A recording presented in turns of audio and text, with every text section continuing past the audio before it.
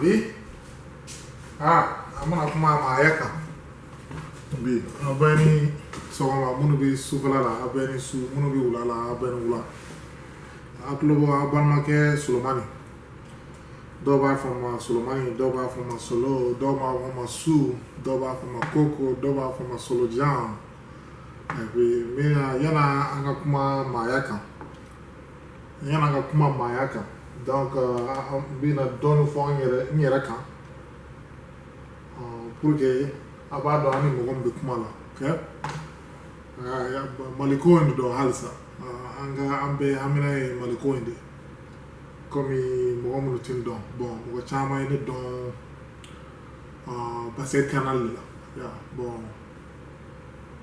Bon équipe nationale junior que mala bolé ay sorti kelinke ko fala la bon ne bourse sur kana. Donc lycée université donc ne teacher bana blé. On se bolo depuis 12 ans. Ya ne motikade comme nya fo ma vidéo tamena. Ya ne motikade puis ne basket que état fladé ya.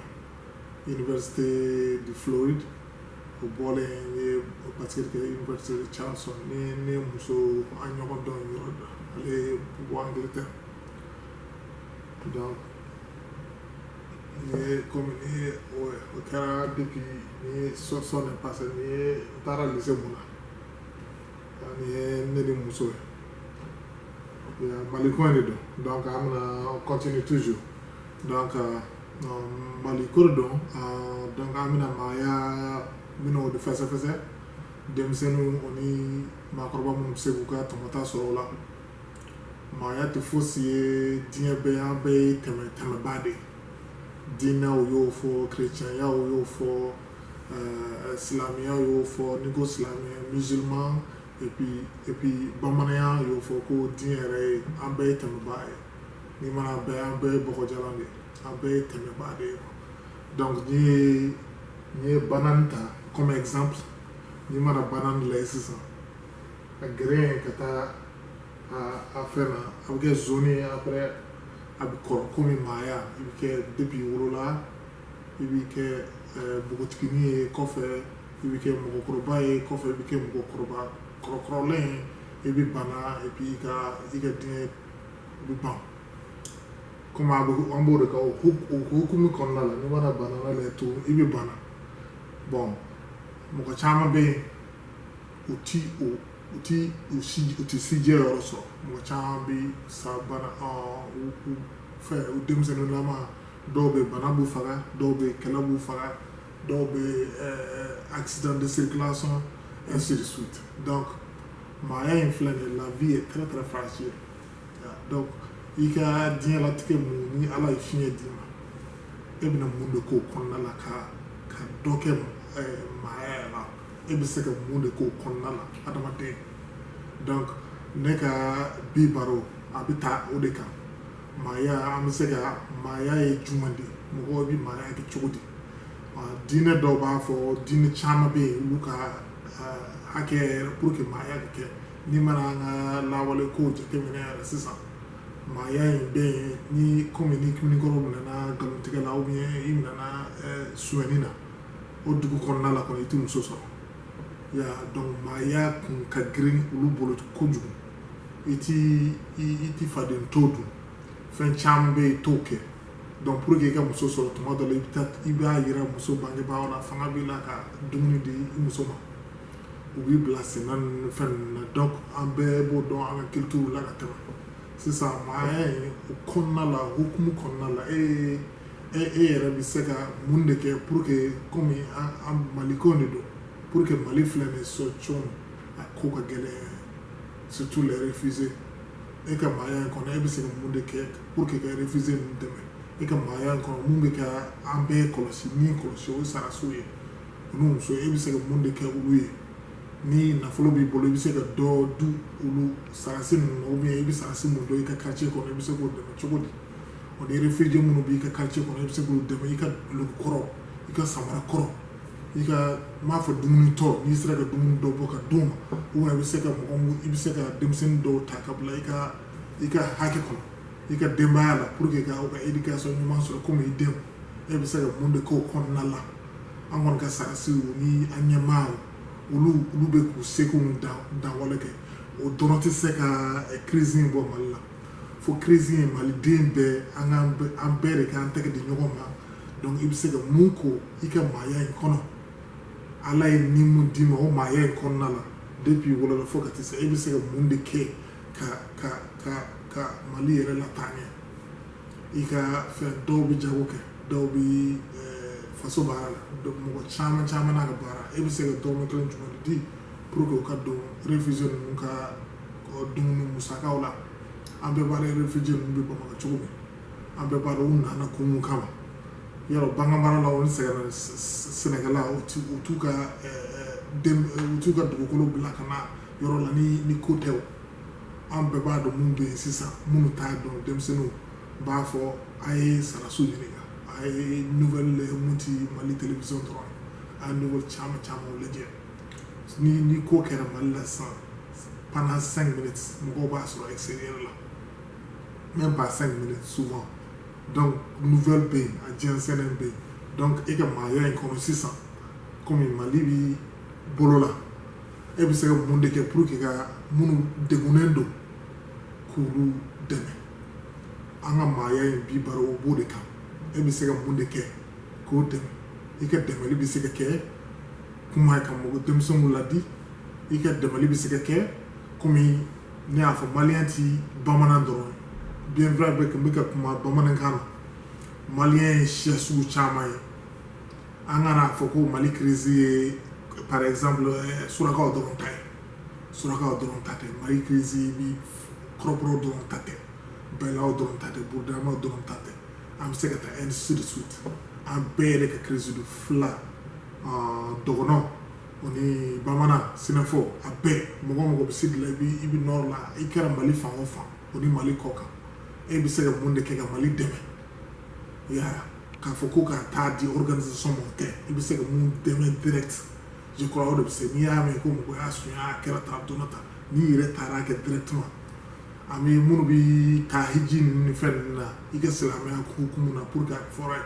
n'o wari ninnu n'o sera ka don an sera ka an ka hiji kɛ yɔrɔ kɛ an ka réfugié yɔrɔ ninnu réfugié ninnu caman bɛ yen u bɛ se ka bɔ nɔgɔ la sinon n'a ɲinɛ n'u kɔ u bɛ kɛ an yɛrɛ de ka dɔnni ye kɔfɛ parce que caman un enfant olu de y'an ka denw lasigidenw ye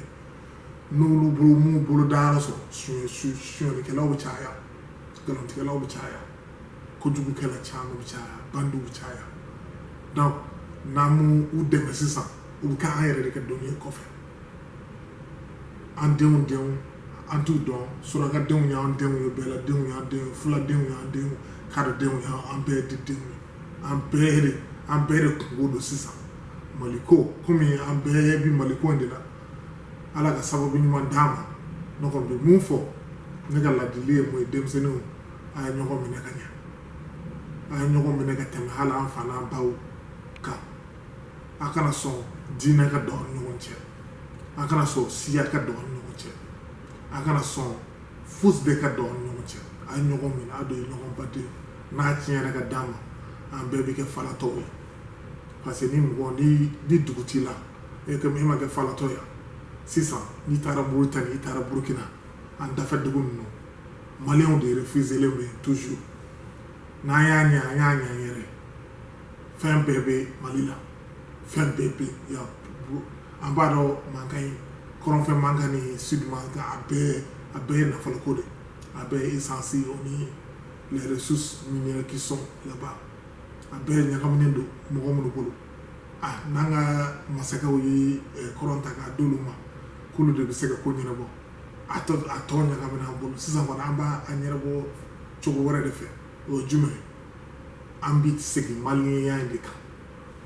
maliyɛnya an bɛ segin ka kɛ maliyɛn ye an tununa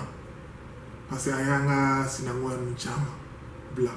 an y'an ka kɛcogo kɔrɔ ninnu caman bila ɲɛna kɛra caman kɔ parce que an tugura européen ka style kɔ o ni arabu ka style o style ninnu tɛ se k'an ka dugu bɔ bolo la bere kun ɲɛ bɔlen no Mali fɛ Mali ka système fɛ n'i bɔra jamana o jamana n'i donna Mali la dɔrɔn i bɔra i ka so i nana i ka so o tɛ yen bilen an dalen tɛ ɲɔgɔn na sisan kɔni an bɛ ɲɔgɔn minɛ komi ɲɔgɔn fa an bɛ ɲɔgɔn ba an bɛ ɲɔgɔn den o de bɛ se k'an ka dugu bɔ ɲɔgɔn na denmisɛnnin ninnu sɛgɛnna denmisɛnnin minnu bɔra nɔrɔ la u sɛgɛnna minnu bɔra sidi la u sɛgɛnnen don kɔngɔ b'u la an k'u ladon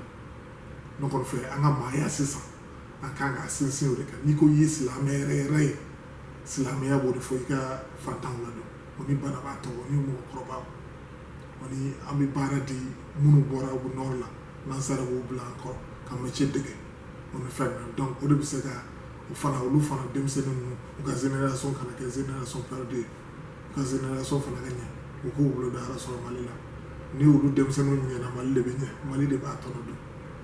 olu de y'an ka sigi ɲɛsigi ye sinon kɔni mɔgɔ mɔgɔ i bɛ san 30 la e kɔni i ma faamuya i ye musotigi ye dɔw ye musotigi ye ou bien dentigiw ye e ta kɔni sini ɲɛsigi ye jumɛn n'a ɲinɛna o kɔ dɔrɔn a tɔ tɛ se ka ɲɛ sinon an bɛ bolola ça vaut des années c'est à peu près 10 ans maintenant dɔ kɛra ten an k'an bolo di ɲɔgɔn ma an ka segin kɔ an ka kɔrɔlen minnu bɛ se ka ɲɛli kɛ an ka société la an ka segin olu ma komi sinankunya ni ɲɔgɔn ladon o ni ka ɲɔgɔn kɔlɔsi i sigiɲɔgɔn o ko ka gɛlɛn ni fɛn bɛɛ ye diinɛ bɛɛ y'o fɔ n'i ye silamɛ ye o i tɛ silamɛ ye o i ye chrétien ye o i tɛ chrétien ye o diinɛ bɛɛ y'o fɔ an ka segin o ma u bi an ka ko kɔrɔw la depuis o silamɛya ni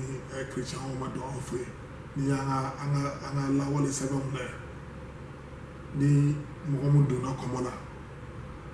dakan caman b'o la ne ma don kɔmɔ la ne t'a bɛɛ dɔn mais n bɛ se k'o tɔgɔ walawala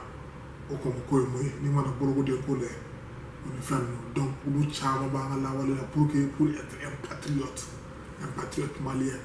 on a besoin des patriotes maliens maintenant plus que jamais parce que jamana ɲagaminen don sisan hali jamanatigi tɛ yen Ala k'an bɛn Ala k'an ka dugu bɔ bolo la Ala k'an kan bɛn nin kɔfɛ Ala ka tulon ka wolo tulon ka yɛlɛ Ala k'o basigi Mali la Ala ka an to ɲɔgɔn ye Ala k'a to Ala k'an ti don ɲɔgɔn na an ye fa kelen an ye ba kelen an tɛ jamu kelen an tɛ siya kelen an tɛ couleur kelen ye mais an ye fa kelen an ye ba kelen Ala ka dusu ɲɛli dusu Ala k'a di maliyɛn den bɛɛ ma i kɛra maliyɛn fan o fan Ala k'an bɛɛ lasegin kɔ minnu bɛ tunga la fana Ala k'a to olu fana ka kɛ ɲɛlibagaw ye Ala ka dugawu minɛ ni ne ka kuma lasigi fɛ diɲɛ la bolo taali kan bi baro wɛrɛw kɛ kɔfɛ minnu bɛ se ka don ko wɛrɛw la k'olu lawalawala nin y'a tulo garisɛgɛ ye bi a dɔgɔnin a den a mɔden Sulemani Solojan Koniba dɔw b'a fɔ ma ko Koko dɔw b'a fɔ ma ko Koniba de ye ne tɔgɔ ye o bamanan tɔgɔ ye Ala ka tile hɛrɛ d'a ma Ala ka su hɛrɛ d'a ma n'a bɛ su la Ala ka wula hɛrɛ d'a ma n'a bɛ wula la